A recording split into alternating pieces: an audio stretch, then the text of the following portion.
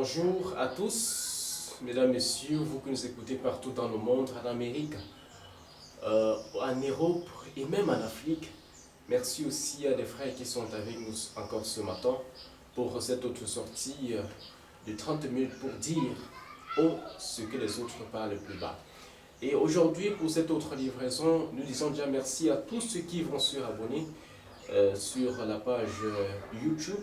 Également pour ceux qui nous suivent en direct sur Facebook. Merci à tous ces followers qui nous faites confiance et essayent de vouloir comprendre comment fonctionne l'univers, comment comprendre certaines petites choses que d'autres personnes parlent plus bas, que nous on essaie de parler plus haut avec la pensée du Créateur. Et pour ce samedi, je reçois toujours l'homme qui ne cesse de nous ouvrir la pensée, l'homme par qui le Créateur passe toujours pour essayer d'éclairer des hommes assez concernés des sujets qui font l'univers. Monsieur Patterson, bonjour, une fois de plus. Bonjour Patrick, bonjour à tous. Alors aujourd'hui, nous allons parler d'un sujet très important. Vous savez, dans les assemblées chrétiennes aujourd'hui, les hommes sont traumatisés avec ce problème de péché. Le mal, est-ce que le péché existe?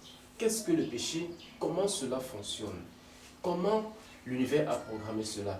La première question que je vais vous poser, c'est de savoir, quand on comprend souvent votre façon de parler, on veut bien se poser la question, est-ce que vous connaissez le mot qu'on appelle péché? Ok, merci Patrick pour cette, cette question qui vient toujours nous permettre d'aller un peu plus haut et de partager certaines choses et un nombre d'éléments avec nos téléspectateurs et nos frères et sœurs. Voilà. Donc, la question, est-ce que le mot péché, nous le connaissons? Le mot péché, comme vous le dites déjà, n'est pas différent des autres mots. Parce que tous les mots que nous pouvons utiliser depuis notre temps d'enfance jusqu'aujourd'hui, ce sont des êtres vivants. Parce que le mot, c'est aussi un être vivant. Maintenant, le mot, comme il est un être vivant, il dépend de ce qu'on met à l'intérieur. Cela renvoie aussi à l'image du petit enfant. Vous voyez, quand l'enfant entre dans le monde venant du sein maternel, vous verrez que ce qu'on va mettre à l'intérieur de lui dépendra de la dimension que ses parents ont dans l'univers. Donc, c'est pourquoi on dit bien la famille est un micro-état dans l'état. C'est eux qui programment d'abord l'enfant. Et le mot péché est un être vivant, comme je vous dis, ça dépend de ce que chacun de nous va mettre à l'intérieur. Et cela dépend aussi du niveau de compréhension que représente chacun de nous. Et c'est pourquoi cette question, moi je suis vraiment très intéressé par cette dimension de question que vous me posez. Est-ce que le péché, on le connaît ou est-ce que le péché existe? Et voilà quoi. Et je suis aussi très content puisque vous soulignez que c'est des mots qui chromatisent les gens dans les milieux religieux. Voilà. Et c'est là que ça devient très intéressant. Mais avant qu'on entre dans le sujet, vous allez voir par exemple, si je le prends sur le plan humain, et à partir d'un être cosmique un peu avancé, comme monsieur le président Hollande, qui était parti, le président Hollande disait que la laïcité, c'est la liberté de conscience. La laïcité, c'est la liberté de conscience. Parce que quand on parle du péché, il y a cette dimension dans le péché qu'on appelle les limites. Les limites qui sont imposées à une catégorie ou un type de personne. Maintenant, toujours dans le même mot, il y a une dimension où on dit on a levé les barrières des limites. C'est ça qu'on appelle la liberté absolue de conscience. Voilà, c'est la raison pour laquelle dans certains États, vous allez voir que l'État dit nous sommes un État laïque et nous ne regardons pas ou nous n'avions rien à foutre avec la religion auquel vous appartenez. Et vous tous, vous êtes égaux devant la loi. Peu importe votre religion. Et dans la dimension judéo-chrétienne, ce mot est beaucoup employé, beaucoup plus là-bas, le péché. Mais dans la religion musulmane aussi, on va entendre parler de ce mot. Vous voyez un peu, dans presque toutes les religions. Mais comme dans les milieux religieux, comme je dis souvent dans les dénominations, il y a les dirigeants, qu'on va appeler les leaders.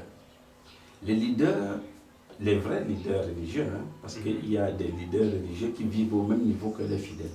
Les vrais leaders religieux, les gens comme le pape, n'est-ce pas, comme tout ce que vous pouvez voir des guides dans le monde, eux, ils n'ont pas la même perception des écrits sacrés comme le petit peuple. C'est la raison pour laquelle, justement, c'est eux qui communiquent au petit peuple ce qu'il y a lieu de faire, ce qui est péché, ce qui n'est pas péché. Est-ce que vous voyez un peu? Voilà. Et quand vous venez au niveau de l'État, l'État en tant que visage humain, en ce moment, oui, en tant qu'individu, vous verrez que même les hauts placés au sommet de l'État, ils vont dans les milieux religieux. Mais quand il faut agir, penser, ils ne peuvent pas penser comme la masse. Pourquoi? Parce que le mot péché dont vous dites là est un panier rempli de limites. Je dis bien panier, dans lequel on n'a que fourni le panier avec des limites. Tu ne feras pas ci, tu ne toucheras pas ci, tu n'iras pas jusqu'à tel point, tu n'avales pas, tu ne goûtes pas. Est-ce que vous voyez un peu? C'est ça le péché.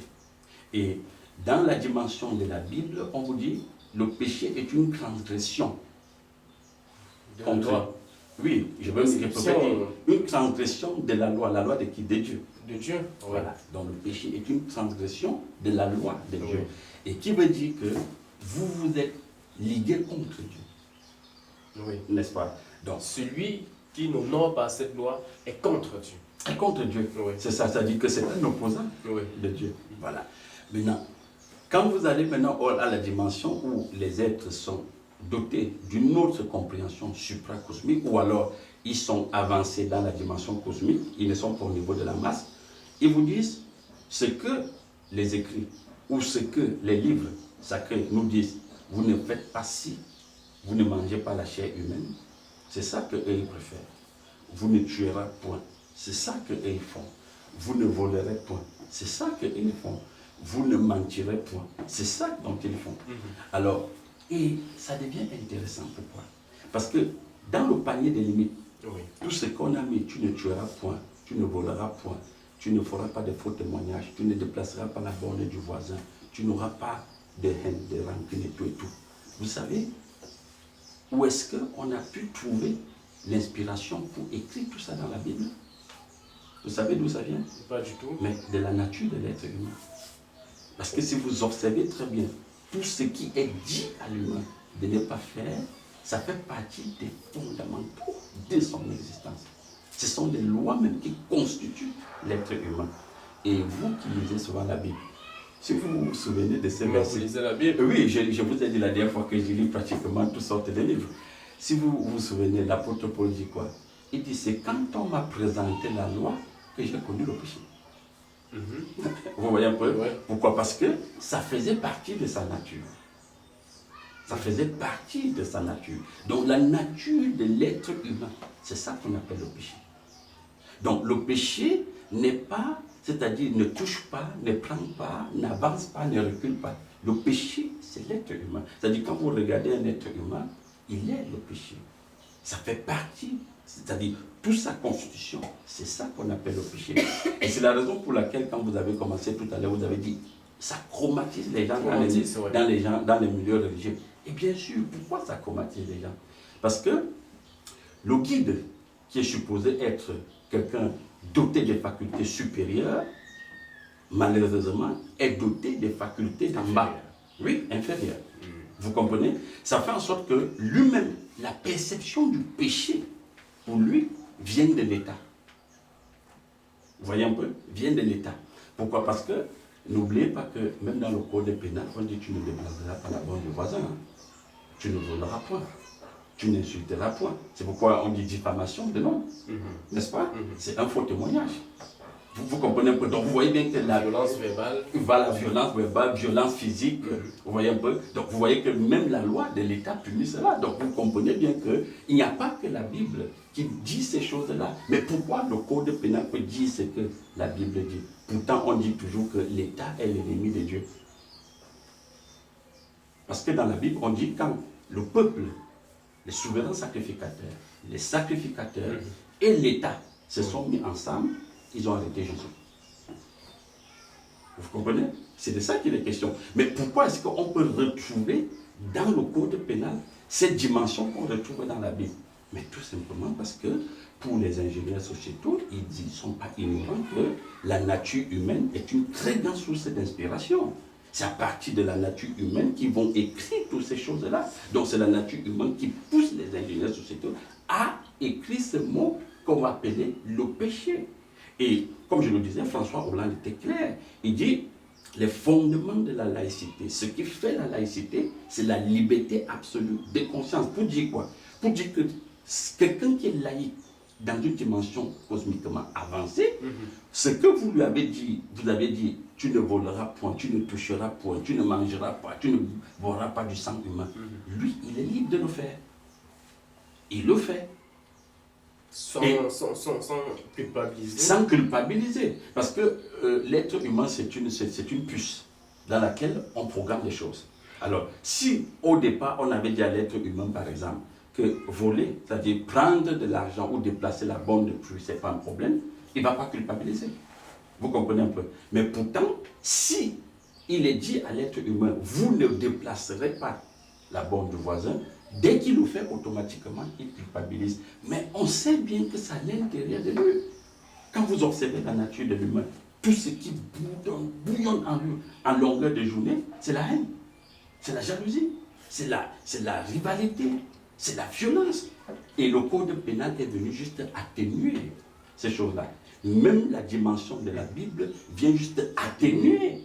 Mettre un recul. Oui, un recul, permettre à l'être humain de ne pas s'exprimer d'une manière brutale et violente. Mais cependant, il s'exprime. C'est pourquoi j'aime la partie où le Christ, dans la dimension de la Bible, disait ceci. Il disait, Moïse vous a dit que si, par exemple, on vous voit avec la femme de Chloé, c'est en ce moment qu'on considère que vous êtes dans un acte d'adultère. Mais il dit, moi, je vous dis, si seulement ça vous traverse dans la pensée, vous êtes déjà fautif. Parce que le Christ, lui, comme je vous disais la dernière fois, il est conscient que l'être humain, ce n'est que le péché. Vous voyez? Et il sait bien que c'est ça qui fait l'être humain. Enlevons un peu péché, mettons le mal. Bon, je vais arriver là, au niveau du bon, péché, mal, c'est la même chose. Hein? Voilà, parce que quand on dit, le Christ dit, si vous pensez déjà à aller au lit avec la femme du voisin, vous êtes déjà adultériens. Et puis il a continué, il a dit quoi? Il les a appelés, vous êtes des adultériens.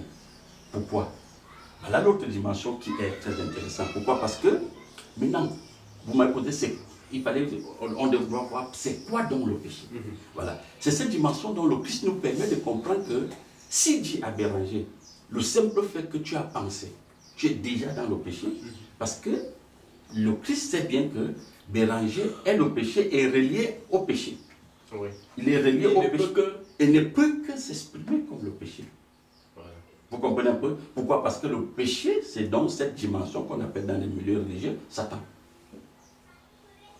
Vous voyez un peu? Donc, la source du péché, c'est Satan lui-même. Et maintenant, le problème est donc quoi? C'est que, comme je dis toujours, le fait qu'on tous, nous avions été tirés de cette dimension qu'on appelle Satan, personne ne peut donc s'exprimer en dehors des vertus et des caractéristiques de Satan. Et c'est ça qu'on appelle le péché. Et vous allez voir que le péché ne touche pas seulement les êtres humains. Le péché va au-delà de l'être humain. Nous avions, à l'école, quand on étudiait la vie des plantes, on nous dit il y a des plantes qui refusent d'absorber le CO2 et de rejeter l'oxygène. Et la fin, c'est quoi? C'est qu'ils vont faner, ils vont mourir. Vous voyez? La plante refuse de faire du bien, de jouer le rôle pour lequel il est assigné. Il est là, dans une contradiction de nature. Il est contre nature. Vous comprenez un peu? Vous voyez, on vous dit par exemple que le soleil, aujourd'hui, ne brille plus comme il fallait. Il a détruit la couche d'ozone. Ça montre quoi? Ça montre que la dimension du péché du soleil est très forte. Parce qu'elle aussi, elle est traversée par cette nature de violence, de mal. Je parle là pour le petit peuple. Parce que plus vous avancez, vous voyez que le mal n'existe pas. Voilà. Maintenant, parce que c'est un langage qu'on voudrait bien que ceux dans les milieux... Il faut que les gens comprennent. Comprennent, voilà. Et quand vous allez, par exemple, on vous dit, la mer, dans tel endroit ou telle partie géographique du monde, est sortie de son lit et a décimé toute la population. Vous pensez que qu'est-ce qui a mis la mer en mouvement? Mais c'est le péché. C'est le péché. Et vous voyez, en ce moment, la mer s'exprime d'une façon violente. Si on revient dans la Bible, on dit quand l'Éternel a tout appelé à l'existence, il a mis des limites à tout. Même la mer a ses propres limites. Il ne peut pas franchir. C'est pourquoi on parle de la plage. La mer ne peut pas franchir les limites qui lui ont été données par le Créateur. Donc, qu'est-ce qui se passe que la mer peut traverser les limites? Puisque nous avons dit les péchés, ce sont des limites. Il traverse les limites. Justement parce que, comme lui-même, il est un être vivant, la mer, cette dimension que vous appelez le péché, cette entité que vous appelez le péché, c'est appuyé sur la mer et a permis à la mer de s'exprimer de manière violente. Vous comprenez un peu? Et comme je le disais tout à l'heure, on vous dit, le péché c'est une transgression contre Dieu. Ça c'est la deuxième partie. Si nous avançons dans notre compréhension, au fur et à mesure qu'on s'élève dans la dimension verticale, on réalise que le péché ou le mal n'existe pas. Parce que si nous comprenons très bien que ça fait partie de la nature humaine, nous devions réaliser que les enseignements qu'on a donnés à chacun de nous dans des milieux religieux, dans des milieux scolaires, ne nous a pas permis de comprendre qui est Dieu, qui est Satan. Ça nous a éloignés même des deux. Je voudrais poser une question aussi. Oui. Vous dites à un enfant, ne prenez pas ce morceau de viande. Oui. Et l'enfant s'entête, l'enfant prend, ou bien vous dites à l'enfant, ne pas voler le bic de ton camarade. Si l'enfant n'a pas volé le bic du camarade, il a fait quoi là? Chez le profane, il a fait le péché ou la désobéissance, n'est-ce pas? Oui. Mais chez moi, il est en train de vouloir vivre son expérience. Pour moi, je ne qualifie pas ça de péché. Il ne s'est pas puni, il peut être puni? Bon, la punition maintenant dépend de ce que nous mettons dans le mot aussi punition. Parce que quand on dit punition, pour le profane, il va agir selon les règles ou les codes qu'on lui a donnés en tant pour exprimer sa colère. Il va fouetter, tabasser, il va faire tout ce qu'il peut faire. Il peut même l'enfermer. Mais pour moi, ce n'est pas ce que je veux faire, puisque je comprends bien qu'il est dans une dimension d'expression de sa nature et qu'il doit vivre ses expériences. Ça me permet de nous raconter une petite anecdote. Il y a une maman qui veut justement faire comprendre à ses enfants ce que c'est que le péché. Et il a dit, Adam a péché et nous a mis dans la situation où nous sommes. Et vous savez ce que les enfants lui ont répondu? Pas du tout. Non, mais Adam, il est méchant. Il ne devait pas faire ça. Parce que nous, maman, on ne peut pas faire ça. Tu sais bien qu'on t'aime. La maman dit, oh oui, je sais, je le sais, je sais que vous ne pouvez pas faire ça. Alors, qu'est-ce que la maman fait? La maman, en partant de chez elle, dit aux enfants, la petite assiette qui est à la cuisine, là, le bol que j'ai mis à la cuisine, il ne faut pas soulever ce bol, les enfants. D'accord? Tous disent, oui, maman, mais oui, oui, oui. Elle s'en va. Et quelques minutes, l'aîné dit au petit, mais pourquoi maman ne veut pas qu'on soulève le bol? Il faut qu'on voit ce qu'il... Ils veulent comprendre. Ils veulent comprendre pourquoi. Qu'est-ce qu'il dit? Mais qu'est-ce qui est caché là sous le bol? Et vous savez ce qu'ils ont fait? Ils sont allés soulever le bol. Et ce qui s'est passé, c'est qu'il y avait un petit chaton que maman avait couvert dans le bol.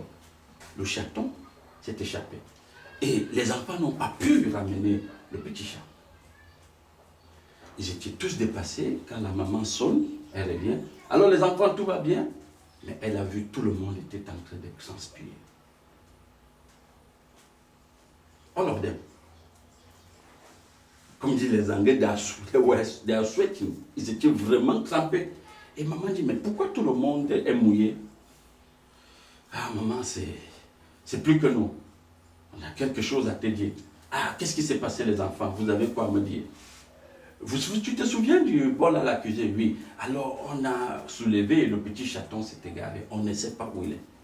La maman dit, vous voyez, c'était juste pour faire comprendre que Adam n'avait pas le choix. Vous voyez un peu? Mais elle n'a pas bastonné les enfants. Elle n'a pas crié. Elle n'a pas sauté. Elle a juste permis aux enfants de comprendre ce qu'ils sont.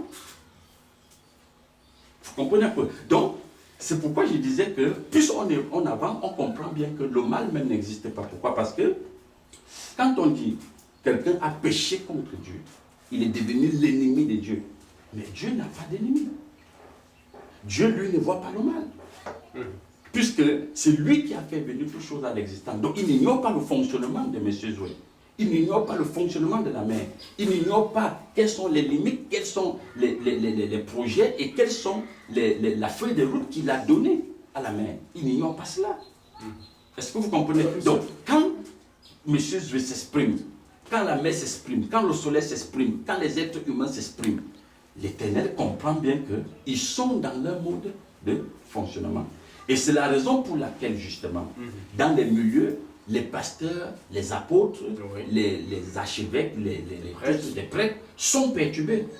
Ça, je dis bien ça, c'est ceux qui ne sont pas des initiés. Hein, parce que les leaders des initiés, ils savent bien ce qui se passe. Donc, pour ceux qui sont... Ils savent bien ce qui se passe. Ils savent que c'est une expression... Mais c'est le reste... C'est le reste, les ignorants qui sont troublés. Qui sont troublés avec leurs fidèles. Alors, ils se disent que... Mais pourquoi Béranger ne change pas? Ça fait 5 ans qu'il est à l'église, il ne change pas. Il commet les mêmes péchés. Mais parce que c'est Béranger là-bas. Béranger n'est pas autre chose que ce que vous appelez le péché. Alors, qu'est-ce qui va faire en sorte que Béranger soit calme? Que Béranger soit libre? N'est-ce pas? Alors, on vous dit, si le Christ vous a franchi, vous serez réellement libre. Donc, ça veut dire que la dimension du mot péché, pour qu'elle disparaisse dans les milieux, c'est compliqué. Non, ce n'est pas compliqué. Mais c'est même facile parce que ce que Dieu nous donne n'est pas compliqué. C'est ce que le monde donne qui est compliqué. Ce que Dieu fait n'est pas compliqué. La preuve en est qu'il dit que ces bénédictions ne s'accompagnent aucun chacun. Donc, pour que cette dimension du péché disparaisse, qu'on n'en parle plus, il faut bien qu'il y ait une transition des natures.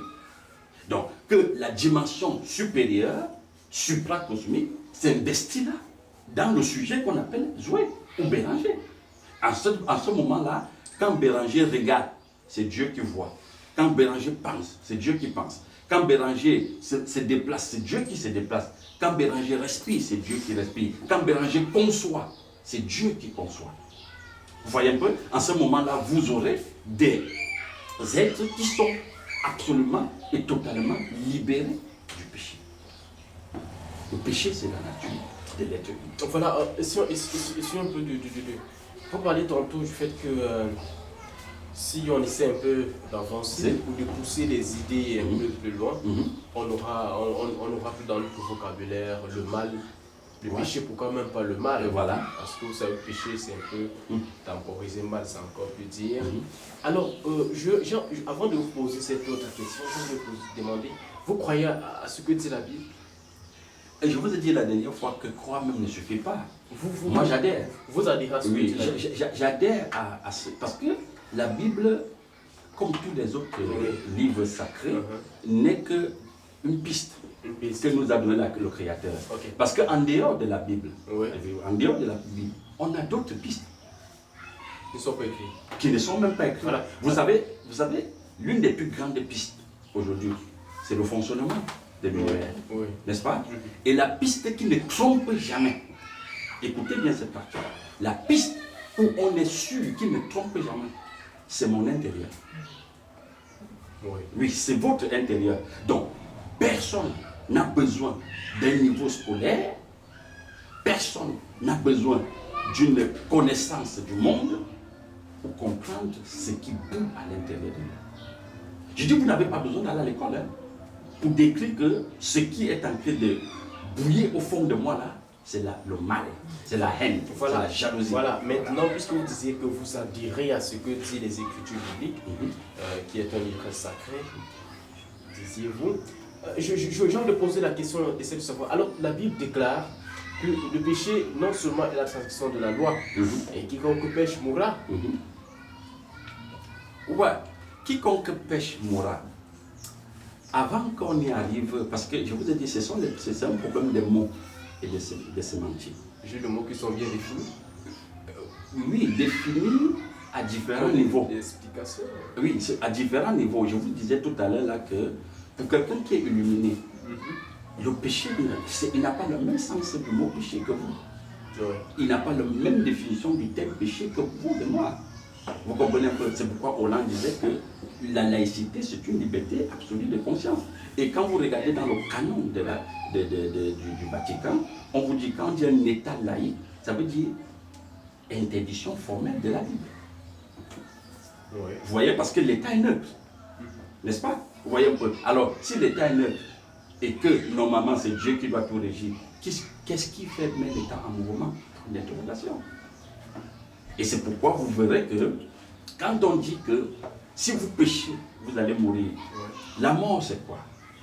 La mort, c'est cette dimension qu'on appelle Satan. La mort. Et Satan renvoie à ce que nous appelons la nature, l'univers. Vous voyez? Et si nous revenons à la base, où nous disons toujours que nous sommes tirés de l'univers. Nous sommes une partie de l'univers. Ça veut dire que je suis la mort. N'est-ce pas? Voilà. C'est la raison pour laquelle, avant que vous n'arriviez à ce verset, parce que vous l'avez pu prêter dans les épîtres, si vous allez dans les évangiles, parce que j'aime bien souvent les déclarations du Christ, il dit, vous êtes, ou l'apôtre Paul dit, vous êtes morts, quoique existants. Mais dans la Bible, c'est que vous êtes morts, quoique vivants. Comment quelqu'un peut être mort et en même temps vivre? Mais c'est que vous êtes mort, quoique existant. Parce que tout ce qui existe est soumis à la mort, est soumis au temps, est limité. Parce que le péché, c'est la limite. De quelle mort s'agit-elle là? Nous parlons, parce que vous voulez parler de l'image de la mort. Alors l'image de la mort, je vous ai dit, ce n'est pas une fatalité. C'est un chemin. De quel mort parle Moi, je vous parle là de l'esprit. La conséquence du péché. Non, pas la conséquence. Voilà. Je vous parle là de l'esprit qu'on appelle la mort. Alors, l'être humain étant tiré de cet esprit, lui-même, il est la mort. Malgré qu'il peut marcher, il peut conduire une voiture, il peut boire. Il est mort. Il est mort. Parce que la mort, c'est quoi? La mort, c'est l'absence de la vie. N'est-ce pas? Pour faire simple. La mort, c'est l'absence de la vie. Alors, et la vie renvoie à quoi? Selon les mots, la vie renvoie au Créateur. Donc, aussi longtemps que le Créateur est absent dans un corps humain, mais ce corps humain, c'est la mort. Donc, et maintenant, ce que vous dites, quand vous voulez interpréter ce verset lettre par lettre, quand vous dites, si vous péchez, vous êtes mort, je vous ai dit tout à l'heure que sa nature, c'est le péché. Donc, quand il se lève le matin, il est le péché. Quand il dort, il est le péché. Quand il n'est pas en activité, quand il est sur un lit d'hôpital, il est le péché. Quand il pense, il est le péché. Est-ce que vous voyez un peu? Voilà. Donc, ça fait en sorte que c'est la raison pour laquelle, vous voyez, on vous dit que il était impératif que celui qui n'avait jamais commis de transgression, celui qui est saint, en qui on ne peut trouver point de mal, devait venir le Shiloh. Vous voyez un peu? Voilà. Parce que il faut une transition totale. On ôte le péché, on ôte la mort, et puis on installe la vie. Vous comprenez un peu? À ce moment-là, l'être humain cesse d'être le péché. Voilà, alors pour essayer de d'éclairer la plupart des chrétiens, les fréquentants des milieux qui nous écoutent actuellement, puisqu'ils sont assez traumatisés. Dans mes propos linéaires, je l'ai annoncé tantôt, c'est traumatisé à l'église. Le pasteur va dire, le prêtre va dire, tu vas mourir, tu as péché, il faut confesser, il faut faire ceci. Et dans le système, ça traumatise. Et parfois d'autres se donnent la mort, d'autres décident même de se suicider. Parfois d'autres trouvent parfois des moyens et ça traumatise vraiment. Qu'est-ce qu'il faut faire pour se libérer? de ce traumatisme-là.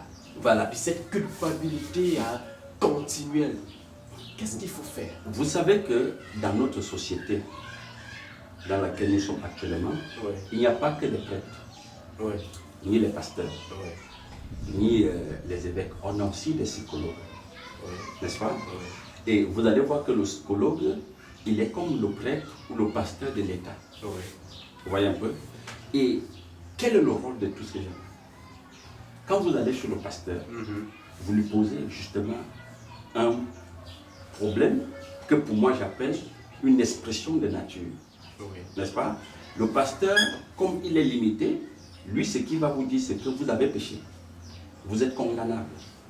N'est-ce pas?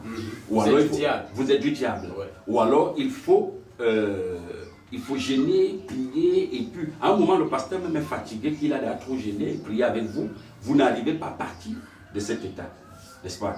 Et dans certains milieux, toujours dénominations religieuses, on va dire, de toutes les façons, Jésus est mort, nous sommes dans la grâce. Nous ne sommes plus dans la loi. Vous voyez un peu? On trouve une porte échappatoire comme ça, on se cache là-dedans. Vous allez chez le prêtre, vous vous confessez. Le prêtre vous dit, de toutes les façons, il y a le purgatoire. Parce que même si vous mourrez et que vous n'avez pas fini d'éponger vos péchés, ou vous êtes mort dans le péché, il y a le purgatoire. Parce qu'au purgatoire, on va venir purger vos péchés pour vous faire accéder au ciel. C'est la raison pour laquelle, après chaque mort, les gens sortent beaucoup d'argent pour aller payer pour qu'on essaie de laver l'âme de leurs bien-aimés. Et je vous rappelle que quand vous allez dans l'histoire de la religion, dans les années 1300, 700 et poussière, il y avait des comptoirs de péché dans les marchés. Et les prêtres se tenaient là chaque matin, comme un enfant ou un monsieur dans sa boutique qui vend du ciment ou du fer, il vendait. Ils vendaient la purification. La purification, oui. La rémission de vos péchés. Il y a des prix pour ça. Et c'est ça qu'on a transporté aujourd'hui dans les milieux religieux. On peut aussi prier pour tes péchés selon le volume de ton enveloppe. Si vous donnez 5 000, la prière de 5 000 est différente de la prière de 10 000. Celui qui donne 5 000, business. mais c'est parce que tu commences à comprendre. Pour te faire comprendre à quel point la sémantique, les mots, nous a tous tués. Parce que c'est dans les mots qu'est caché le péché. Satan est caché dans les mots. Il sait que quand vous ouvrez la Bible, vous ne pouvez pas comprendre, vous ne l'interprétez pas. Vous êtes limité. Vous n'avez pas de vécu. Vous comprenez un peu? Alors, je voulais arriver au niveau du psychologue. Quand nous quittons chez le prêtre, nous allons chez le psychologue. La seule différence avec le psychologue, c'est que le psychologue, lui, va te dire, mon fils, mon bien-aimé, mon frère ou mon patient, ce que vous me décrivez là, que vous êtes allé avec la femme du voisin, vous aviez détourné les denrées ou les sommes de l'État, mais ne vous culpabilisez pas. Ça fait partie de la nature humaine. Ça, au moins, le psychologue va vous le dire. Parce que lui, il n'est pas construit comme le pasteur. Est-ce normal? Mais c'est ça donc le problème. Quand ce que vous appelez normal, c'est la société, le niveau auquel vous vibrez, ou que certains vivent, qu'on vous a dit, voici ce qui est normal, voici ce qui n'est pas normal. Quand un être humain marche sur des braises, pieds nus, est-ce normal? Mais si vous lui posez cette question, il va vous dire, c'est une façon d'exprimer sa foi envers Dieu.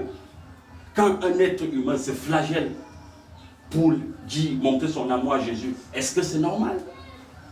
Quand quelqu'un boit du sang humain pour montrer ou bien pour développer sa relation avec l'univers, est-ce que c'est normal? Point d'interrogation. Donc, tout ce qui est normal et ce qui n'est pas normal dépend du niveau où chacun vibre. C'est pourquoi je répète toujours, que ce soit Hollande, que ce soit les Sarkozy, ils l'ont dit, même d'autres présidents le disent. J'ai suivi un documentaire où, je pense, c'est Mitterrand qui disait, nous ne pouvons pas faire une société sans la franc-maçonnerie, parce que la franc-maçonnerie, c'est vrai que lui dit franc-maçonnerie, mais moi je dis franc-maçonnerie. La franc-maçonnerie, elle, par contre, elle, c'est le laboratoire de notre société. C'est là qu'on parle c'est dans ces milieux où on parle de liberté absolue de conscience. Est-ce que vous comprenez un peu? Oui. Quand on dit à quelqu'un, pour que vous soyez élevé, que vous comprenez le son des oiseaux, il faut coucher avec votre maman. Et il le fait, et il écoute comment les oiseaux parlent, comment les animaux s'expriment. Est-ce normal ou ce n'est pas normal? Mais à la fin, ceux qui s'appellent chrétiens, ceux qui s'appellent nés de nouveau, n'est-ce pas, c'est vers ces gens-là que nous convergeons parfois pour demander de l'aide? N'est-ce pas eux qui écrivent nos livres? N'est-ce pas eux, tous ces gens-là qui organisent notre quotidien? Il y a problème. Alors, qu'est-ce qu'il faut donc faire pour... vous disiez tantôt que vous ne proposez pas. Oui. Mais qu'est-ce que vous faites? Vous faites. Et si on revient à moi, Oui. je n'aime pas trop m'étaler sur moi parce que ça va devenir plutôt un témoignage. Alors, comme l'objectif est de faire passer un enseignement, c'est pourquoi je ne m'attaque pas trop sur moi. Mais ce que je peux dire brièvement, c'est que tout ce que vous me posez comme question et que vous dites qu'il y a du chromatisme, ça je le sais. J'ai été des années ancien dans une église ou dans une communauté, n'est-ce pas? Je vous ai dit l'autre jour que j'ai été évangélisé par la voix, n'est-ce pas? Voilà, ce n'est pas un être humain qui m'a évangélisé. J'ai écouté la voix du divin parler. Je me suis baptisé moi-même. Donc, j'ai trop traversé des expériences que la théorie. C'est dans l'expérience qu'on comprend même ce que la Bible veut nous dire, ce que le Veda veut dire, ce que les versets de Bouddha veut dire ou du Coran veut dire. Alors, si on n'est que théoricien, on est en dehors du vécu, on ne peut rien comprendre des Écritures. Est-ce qu'on se comprend? Bien. Voilà. Et comme je vous le disais tout à l'heure, et même la dernière fois, beaucoup se sont engagés sur le chemin là pour, premièrement, vous demander à quelqu'un, pourquoi tu as remis ta vie à Jésus? J'ai dit, je vais utiliser des mots très simples, n'est-ce pas? Pourquoi vous avez remis votre vie à Jésus? J'étais trop malade. Pourquoi toi tu as remis ta vie à Jésus? Ma grand-sœur ou la femme de mon père voulait me tuer dans la sorcellerie. Pourquoi tu as remis ta vie à Jésus? Je n'avais pas d'emploi. Ma femme n'accouchait pas. Alors, il va toujours vous dire quelque chose. Là, ça veut dire quoi? Ça veut dire qu'il est allé vers Jésus pour faire un commerce, un échange. N'est-ce pas? Voilà. Donc, on ne va pas vers Jésus. C'est Jésus qui vient vers nous.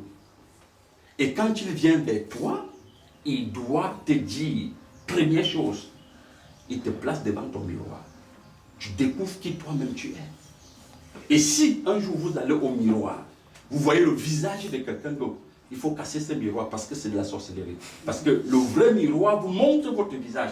Mais dans les milieux dont vous ne faites que me dire qu'on est chromatisé, parce qu'on ne voit que l'autre. Oui, dans des églises, voilà, dans des églises, dans des communautés, des dénominations, on ne voit que l'autre. Même le pasteur ne se voit jamais, il ne voit que les autres. Le pasteur va faire 20 ans pasteur, les fidèles 20 ans fidèles. Mais quel est ce genre de milieu?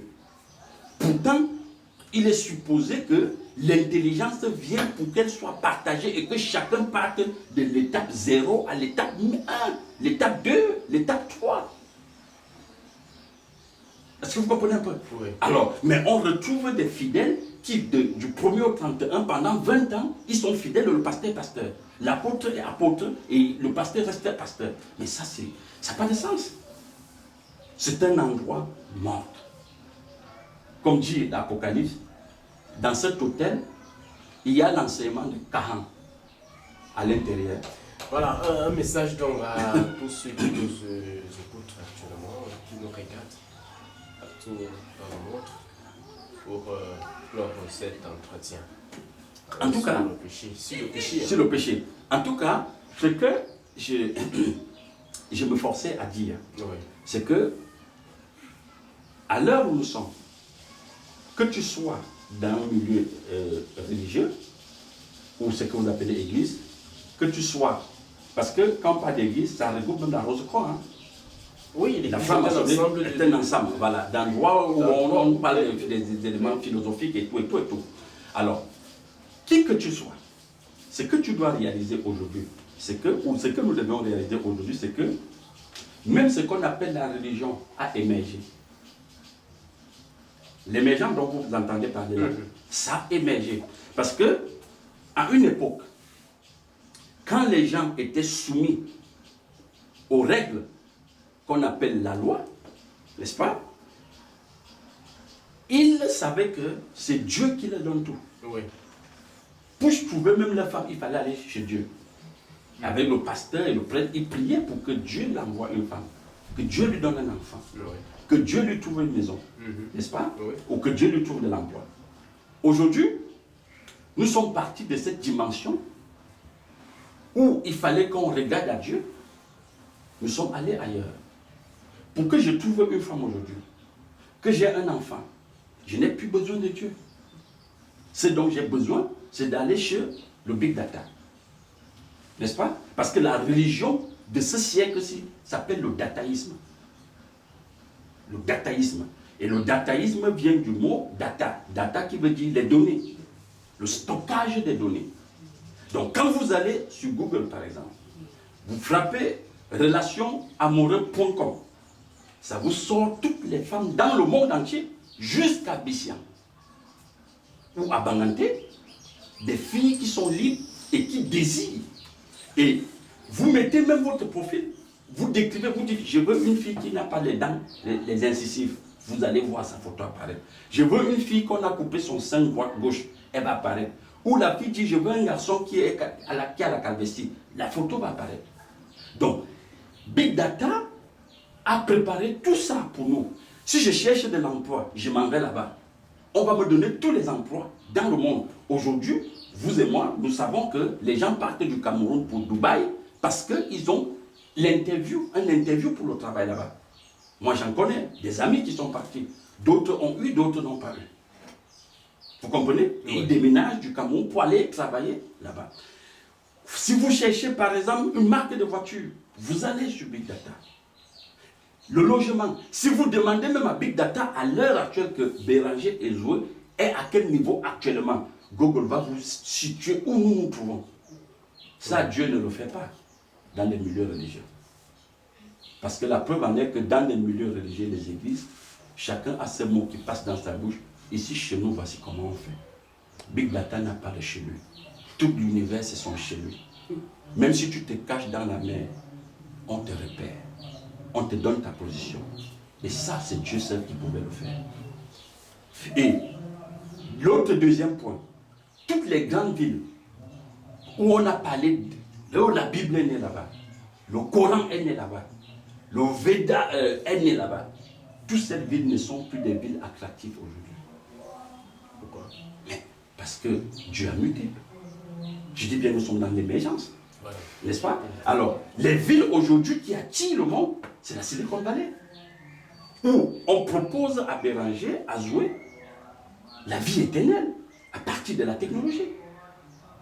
Où on propose à Béranger et Zoé le type d'enfant qu'il veut. Je peux commander mon enfant aujourd'hui. Je peux demander, je veux un garçon.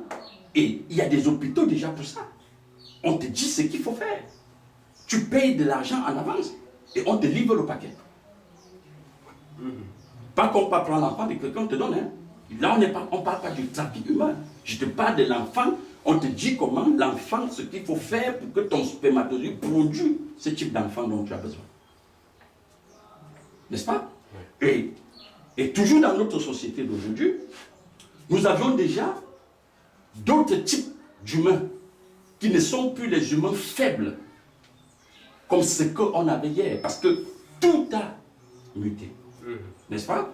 Alors, et c'est ça qu'on va appeler Homo Deus. Parce que nous partons de l'étape sapien, que vous appelez le péché, pour entrer dans l'état Homo Deus. Homo en grec, vous savez, veut dire homme-dieu. N'est-ce pas? Homme-dieu. Qui, à partir de lui, son ADN de 13 branches a été déjà modifié. N'est-ce pas? Alors, et qui a toujours dans ce type d'homme sa faculté, sa capacité de réfléchir est au-delà de ce que Sapien peut faire. Oui. Vous comprenez un peu? Alors, vous allez m'appeler ça quoi? Le péché, la lutte contre Dieu. Et vous pensez que quand toutes ces choses-là se passent, on a tué Dieu? Dieu est en dehors, il ne voit pas, il n'entend pas, il n'écoute pas. Il ne peut pas agir. Il ne peut pas agir. Ça, c'est des questions que chacun devrait se poser. Alors, si dans la maison de Zoé, les choses se passent et qu'il n'y a pas de bruit, c'est parce que le maître Zoé laisse faire. N'est-ce pas? Parce que ça fait partie de son projet. Alors, ceux qui sont restés stagnants, comme des lacs, dans des milieux ou des églises, ils appellent ça péché. Ils appellent ça péché. Et quand le temps viendra, comme ils sont ignorants, ils sont restés où le monde a vibré il y a plus de 120 ans, ils vont crier scandale. C'est que vous dites traumatisés, ils ne sont pas encore traumatisés. Hein? Ils seront plus traumatisés que ça. Est-ce que vous voyez un peu? Parce qu'on est dans une société hautement mystique. Oui. Et que tout se passe sous nos yeux. Et pour clôturer, pour démontrer que, comme je vous disais tout à l'heure, que le péché ne touche pas seulement l'être humain, ou alors le petit peuple, même nos gouvernants. Il dit même nos gouvernants sont soumis au péché. Oui. Voilà. Et je m'explique. Tous les pays du monde aujourd'hui, la majorité des gouvernants, je dis du président de la République jusqu'au ministre, ne peuvent plus vous donner des statistiques ou bien vous dire voici ce que mon pays serait dans 20 ans. Parce qu'ils ne sont que là actuellement pour gérer le pays, ils ne dirigent plus le pays. Les dirigeants du monde entier, la majorité, ne dirigent plus le pays, ils gèrent le pays. En quoi faisant? En s'assurant que les fonctionnaires soient payés, en s'assurant que le code pénal fonctionne un peu, oui. N'est-ce pas? En s'assurant un peu, oui, je préfère mettre le mot un peu, oui. Parce qu'eux-mêmes sont débordés, n'est-ce pas? En s'assurant que la nature humaine ne déborde pas.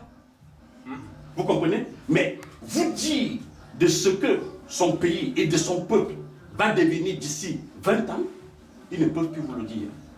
Ils n'ont plus de données. Vous savez pourquoi?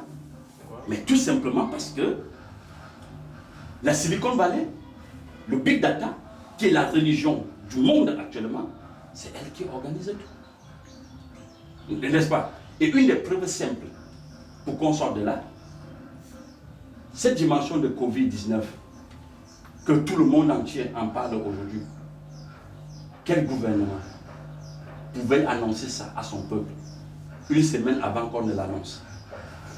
Aucun gouvernement. Si ce n'est l'ordre mondial. Si ce n'est que le Deep State que vous appelez l'ordre mondial. Vous comprenez un peu? Voilà. Et c'est la raison pour laquelle vous voyez aujourd'hui que, avant que n'importe quel gouvernement ne dise voici ce qu'on va faire, ils attendent les instructions. Oui. La 5G arrive, tout le monde attend les instructions. Vous comprenez un peu? Alors, quelle est la place des chrétiens?